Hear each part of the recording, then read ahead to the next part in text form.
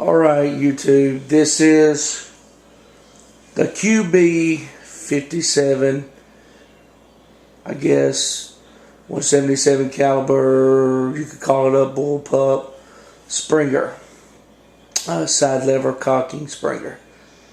It's put out by industry brand.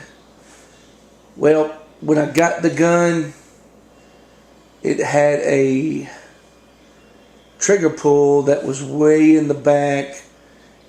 There's no way in the world that you could really be accurate with it. It was junk. And honestly, I was at the point like, okay, wished I hadn't bought it. But I said, let's see what we can do with it first. I've trigger mod several crossman guns and gamos and different things without buying the, I think it's the GTR trigger. But I'm going to show you what I did to modify the trigger on this gun so that it will shoot a lot tighter, have a tighter pull, it's right close at the end. So what you're going to need is, these are what I use to take it apart. A little small pocket knife, a 5/32, Allen wrench, Phillips flathead, and a small flathead. So just get busy taking this thing apart. Sorry about the shaky camera. So let's get busy.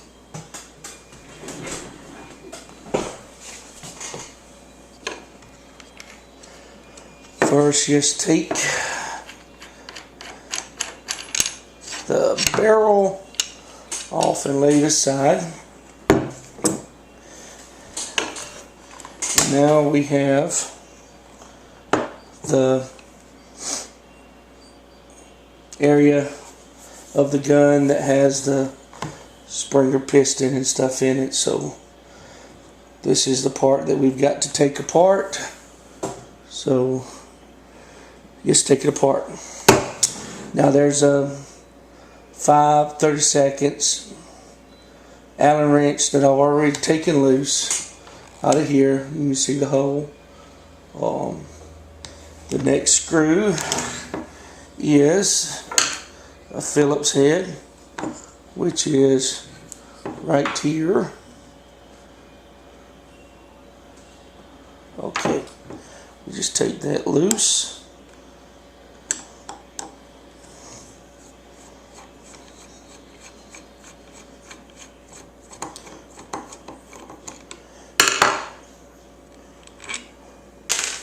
Okay, now that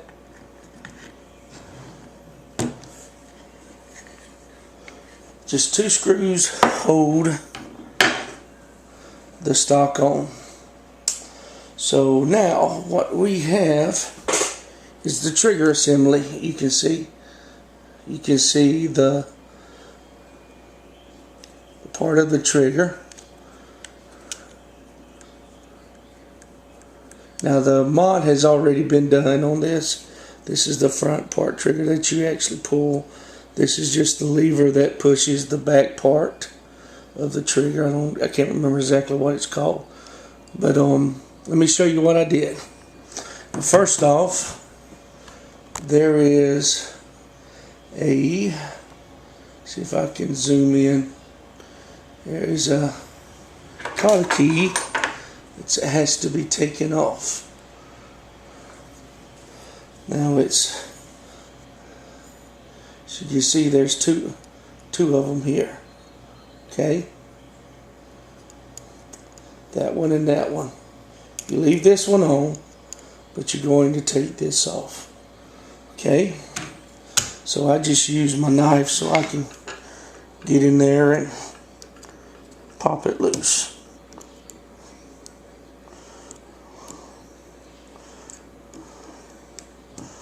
Alright. There it is. There's the collar key well, the little cotta, whatever you want to call that. Alright, then it has, you pull that out. So what that does is, well, what that does is lets this loose. Now, when you take yours apart, what you will have is this pin that goes right here, which rides, let me show you, which rides in that little groove right there. Now, when you pull it apart, be careful, don't lose that, you need that.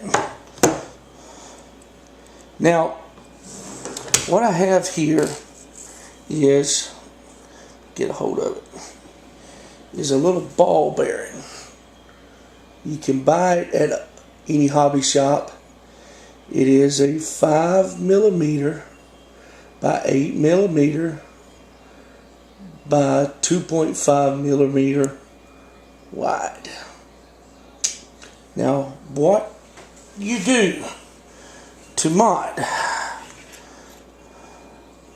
you're going to take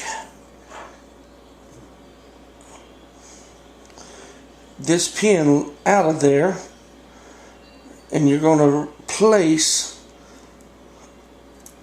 see if I can get it done. Well, it's a little tricky to get it in there just right. Okay.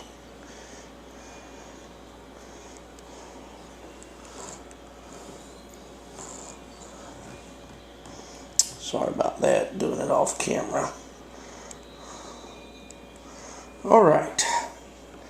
Now, what you have afterwards is that ball bearing sets in there. Now what this is going to do is going to take the slack out that you've been filling in the trigger. Now, what you do, you just take, move this camera over, you can see it, you just take and place that back in there. And you take the pin, you push it,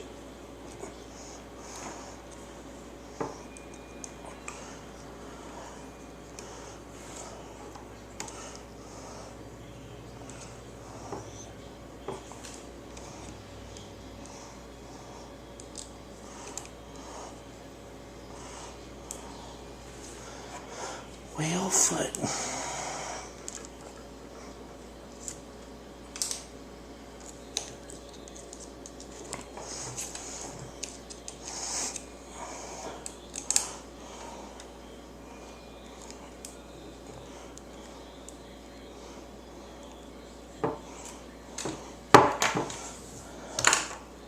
Thing is being a pain. Alright, you get in there line just right, he'll fall back in. Then you take the little cotter key or whatever it's called,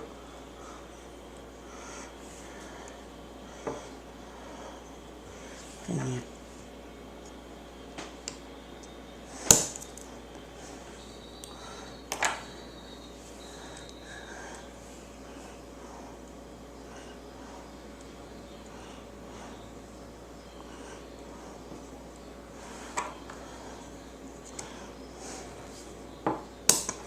okay, placed back in.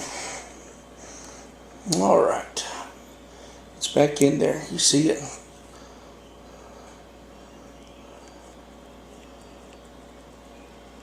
Okay, now there is a screw right there.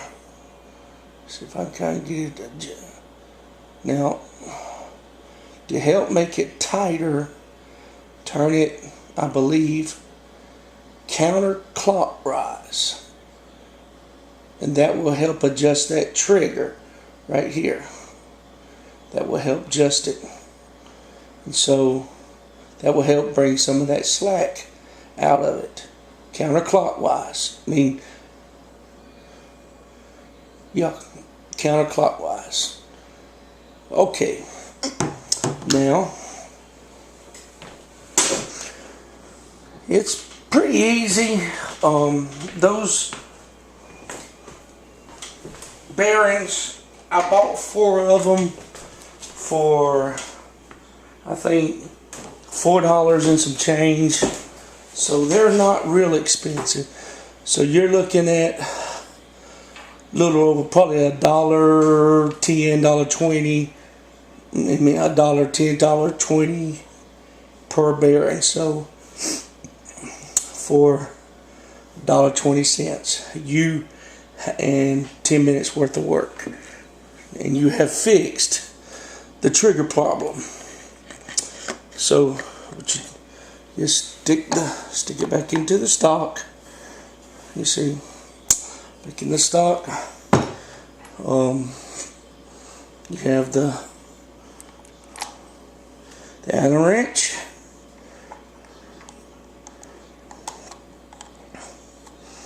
This is usually the hardest one to get started. So I start it first. Go ahead and get the hardest part done. And watch it. Try not to scratch your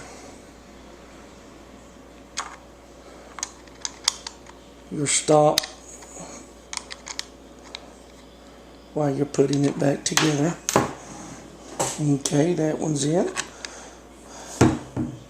Alright, here's the other one. Yeah, I looked on Facebook, not Facebook, but YouTube, and tried to see if there was a, if there was a video on how to mod the trigger on this. So there wasn't, and then I got to figuring on it, and so I got to check it out, tore it apart, and now one thing I have learned, see, it seems like it's tight right there, but you can wiggle it.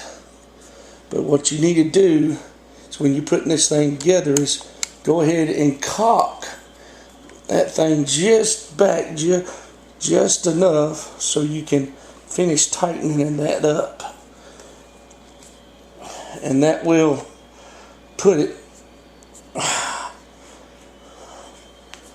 I just put my hand in between. Now,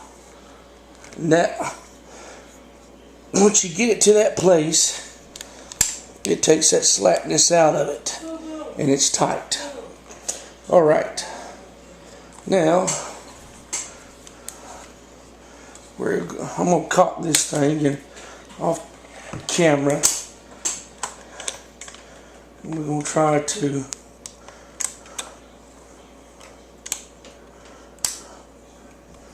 show you the play of this trigger. Now, safety's off. Now watch where this gun, watch the, see that? One more time.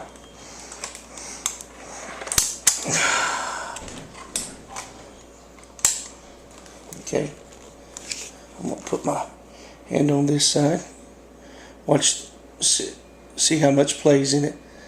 1/4 inch, about 3/8, and it fires a lot. If anybody has one, you'll understand that that is a lot of extremely.